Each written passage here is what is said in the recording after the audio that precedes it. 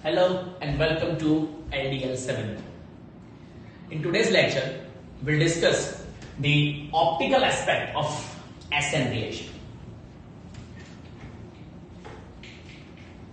Lecture 5, Lecture 6 and now Lecture 7 relates to the SN reactions. So now you understand the importance of SN reaction through optical aspect of SN reaction. Already we have discussed in the SN reaction we have two types of reaction, SN2 and SN1. SN1 reaction is associated with the formation of carbocation. SN1 contains a formation of carbocation with the stability or how we can convert the one carbocation to another carbocation through hydrogen shift or alkyl shift in a last lecture that we have studied the same topic. But today we'll discuss the optical aspect of SN reaction. Called optical isomerism. This topic is related to the optical isomerism. Optical isomers. What are called optical isomers and how optical isomerism is related to the SN reaction. To understand this topic, first of all we have to study this 5 different terms related to the optical isomerism called plane polarized light. Plane or plane of polarized light. Number 2 is called optically active substance. The third important term is chirality, which is also known as asymmetry. The fourth one is inversion, and the fifth one is inversion plus retention called racemization. These are the 5 important terms related to the optical aspect of SN reaction. Out of these 5, the first one is plane polarized light. Now what is plane polarized light or plane of polarized light? You know that monochromatic light produced from its source can travel into the different direction. Light rays from its source can travel into the different direction. When this light source or light passes through a polarizer called a Nicol prism. Nicol prism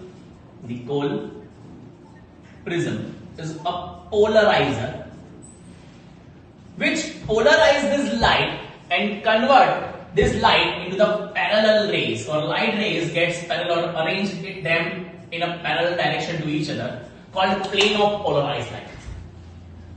Plane of polarized light. Again, a monochromatic light can travel into a different direction.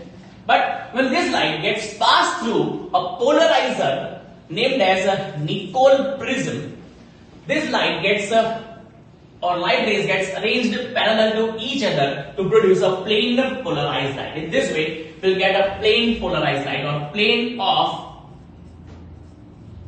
polarized light. Now we'll move to the second topic called optical active substance or optically active substance.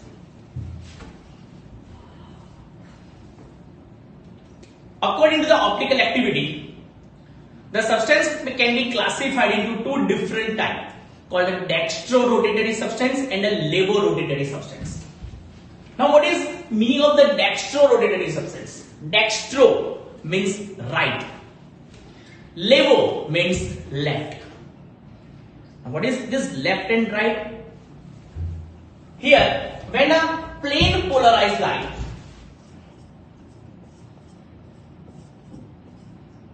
travel through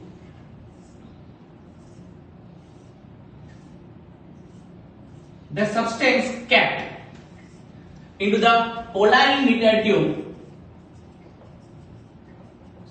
If a substance, any type of a substance kept into the polarimeter tube and when a monochromatic light passes through this tube deviates this plane polarized light into the right hand direction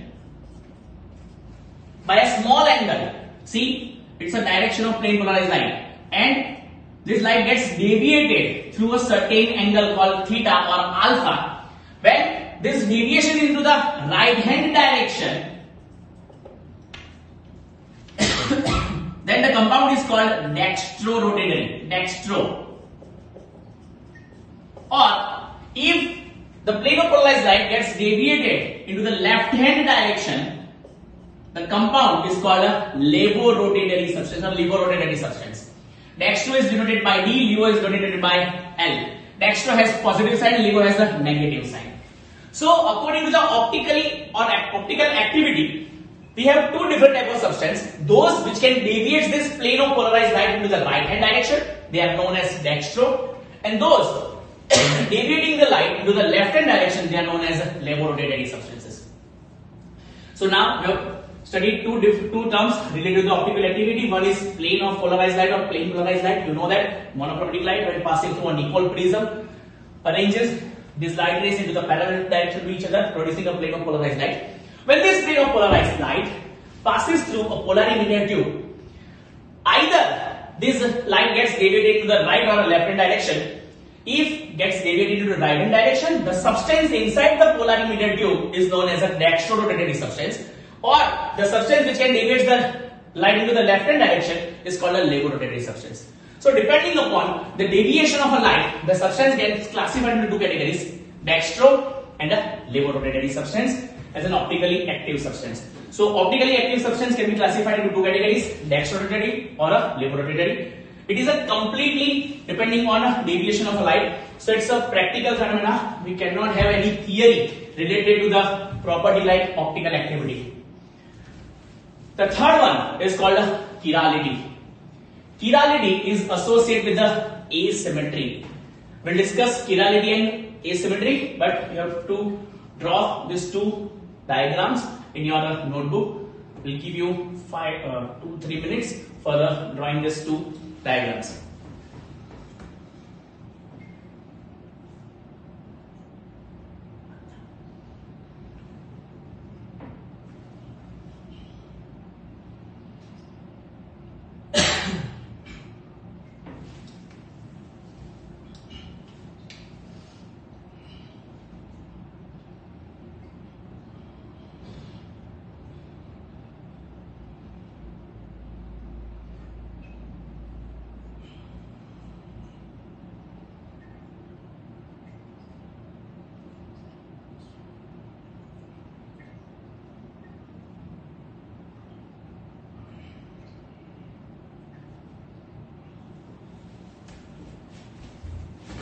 Next, we have the third term called chirality.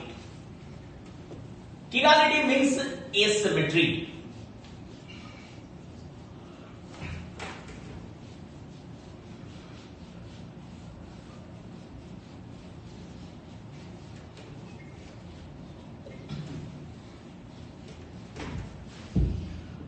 For a compound being optically active, it must possess a chiral center. Chiral center is also known as a optical center. Chirality is associated with the asymmetry. Here we are discussing the organic compounds, and we will discuss chirality in organic compound. Those organic compound possesses chiral carbon. They are called optically active substances. Now what is chiral carbon?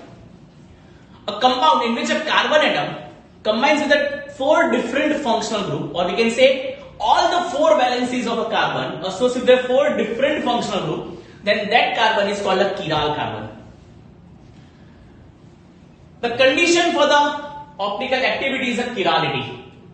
That means the optically active substance must possesses a chiral carbon. Chiral means asymmetric carbon whose all the 4 valencies associated with a different functional group. Suppose we have a compound in which all the 4 valencies of a carbon is associated with a different functional group, then this carbon is called a chiral carbon. The chiral carbon is denoted by the asterisk mark, and chirality is one of the important property for optical activity shown by the given compound. Or if a given compound is optically active, it must possess a chiral carbon. So chirality is one of the important condition for the optical activity for the given substances. Chiral carbon is a carbon whose all the 4 valencies should be associated with a different functional group.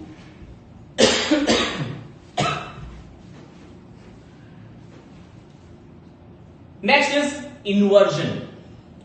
The fourth topic related to the optical aspect is inversion.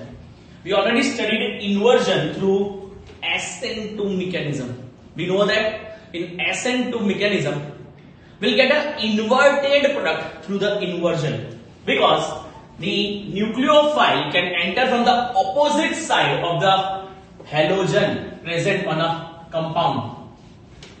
The product so obtained is called a inversion. We'll take one example again.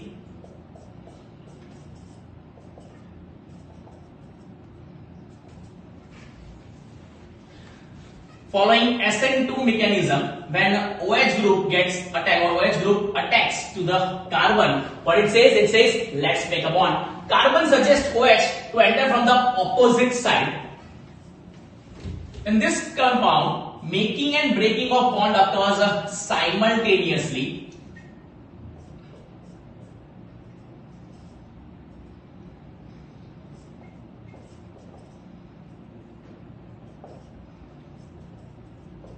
So the final product we'll get is an inverted product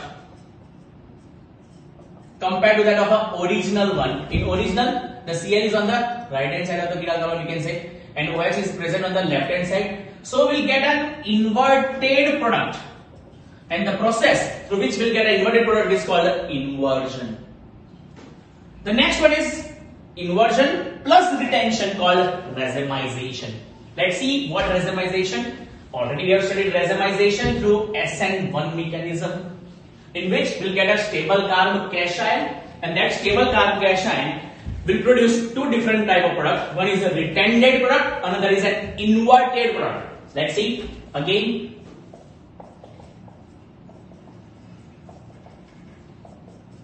What happens? It's a slow step. Slow step is always a rate determining step. And the first step involves breaking of carbon halogen bond to produce a stable carb cation through SN1 mechanism. Now this carbon possesses two different options to receive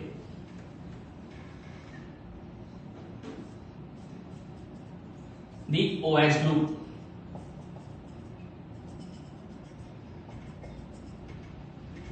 OH group can enter from either of the side, from this side or from this side, to produce two different compounds in which OH group is present on the opposite side of the carbon.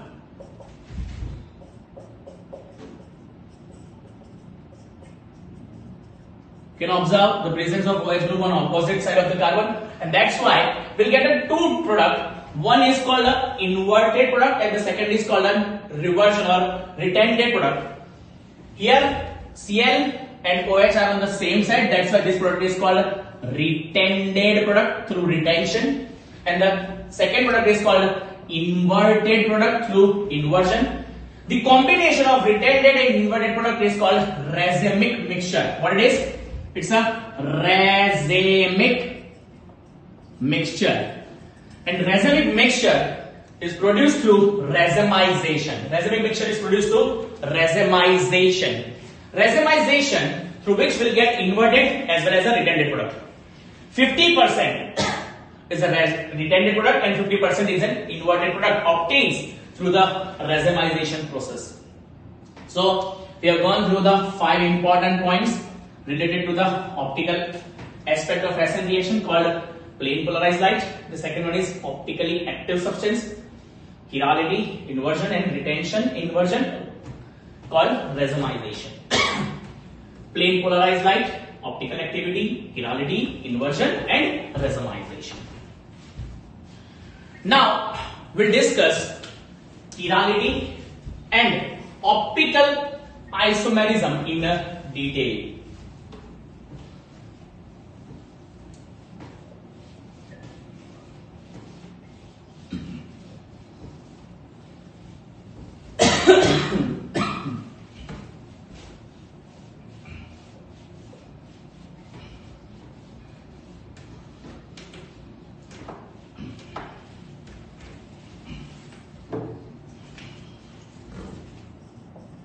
Lactic acid, glucose, fructose, etc. can have two different optical isomers, dextro as well as a levoisomer. In a lactic acid, glucose and fructose, the certain proportion is a dextrorotatory and certain proportion is a levorotatory substance. Now, already studied what dextro and what levo means. We'll take dextro means right. Deviates, plain, polarized light in right hand direction, denoted by D or plus. Denoted by D or plus. Levo means left, which deviates, plane, polarized light in left hand direction, denoted by L or minus.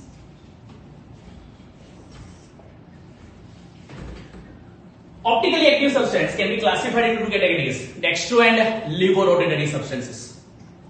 Dextro deviates the plane of polarized light into the right hand direction. Levo deviates the plane of polarized light into the left hand direction.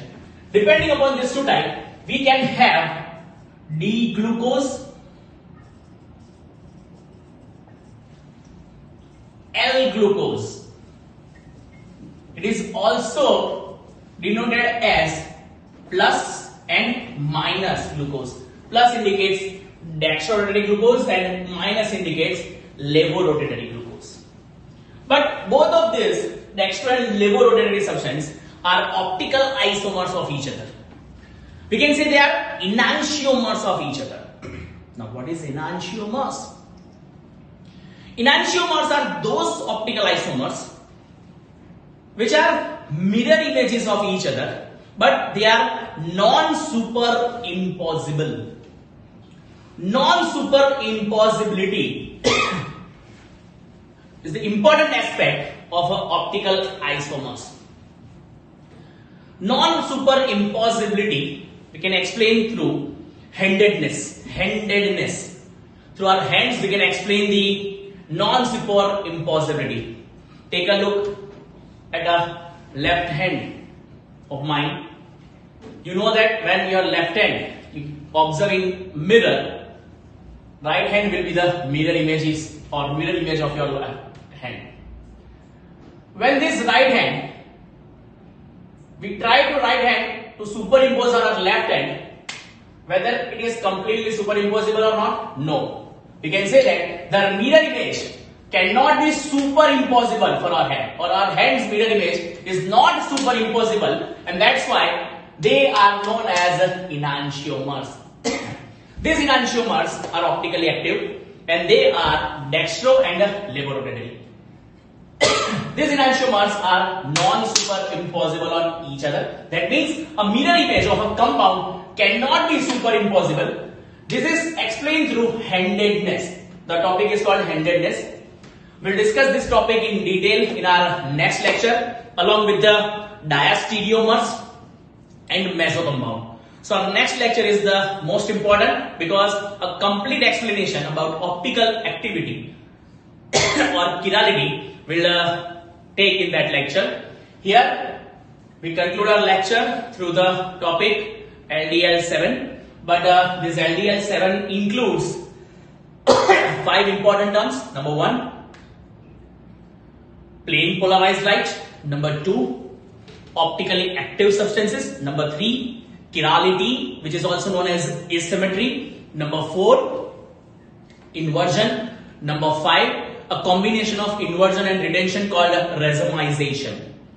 We'll discuss this topic also in detail in the next lecture.